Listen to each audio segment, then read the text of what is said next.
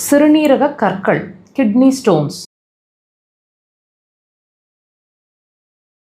Kidney stones உங்களுக்கு அடிக்கடி பாதிச்சுட்டே இருக்கா?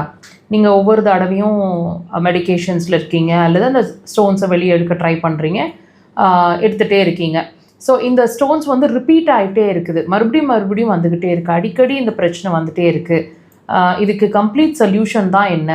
இது எல்லாமே ஏன் நடக்குது? இது எல்லாமே தெரிஞ்சுக்கணும் அப்படின்னா இந்த பதிவை முழுசாக பாருங்கள். உங்களுக்கான கேள்விக்கான பதில் இந்த பதிவில் கிடைக்கும்.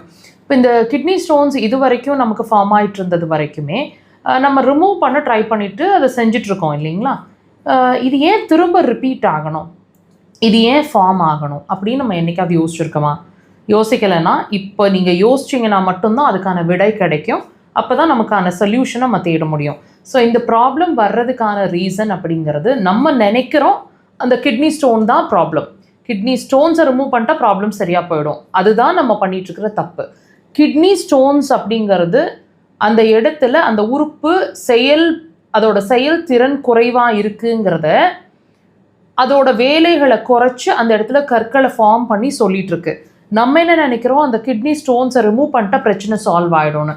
அதனால தான் திரும்ப அது ஃபார்ம் ஆகுது. இப்போவாது உங்களுக்கு புரியுதா? ஸோ இந்த கிட்னி ஸ்டோன்ஸ் மறுபடியும் வரக்கூடாது அப்படின்னா இது ஏன் வருது அப்படிங்கிறத நம்ம இப்போவாவது அண்டர்ஸ்டாண்ட் பண்ணிக்கணும்.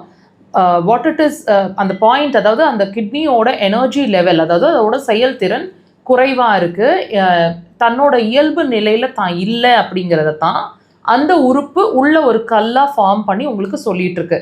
அதாவது கிட்னி ஸ்டோனாக ஃபார்ம் பண்ணிகிட்ருக்கு. இப்போ நம்ம என்ன செய்யணும்?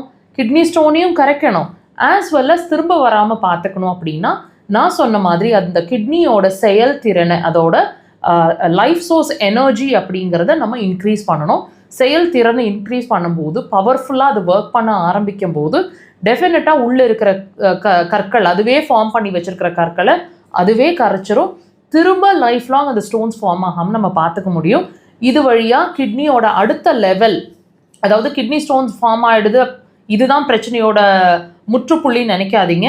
இது செயல்திறன் குறைவாக இருக்குன்றதுக்கான ஒரு சிம்டம் தான் கிட்னி ஸ்டோன். இதை நம்ம சரி பண்ணாமல் வச்சுருந்தோம் அப்படின்னா அடுத்தடுத்த ஸ்டேஜ் கிட்னியோட செயல் இழப்பு வரைக்குமே அது கொண்டு போய் நிறுத்துறதுக்கான பாசிபிலிட்டிஸ் அதிகம். ஸோ இப்போவே அதை வந்து நம்ம ஃபுல் ஸ்டாப் வைக்கணும்னா ட்ரீட்மெண்ட்டை உடனே ஸ்டார்ட் பண்ணுங்கள். அக்குபஞ்சர் அதுக்கு ஒரு சிறந்த தீர்வாக இருக்கும். மருந்தில்லா மருத்துவம். ட்ரை பண்ணுங்கள்.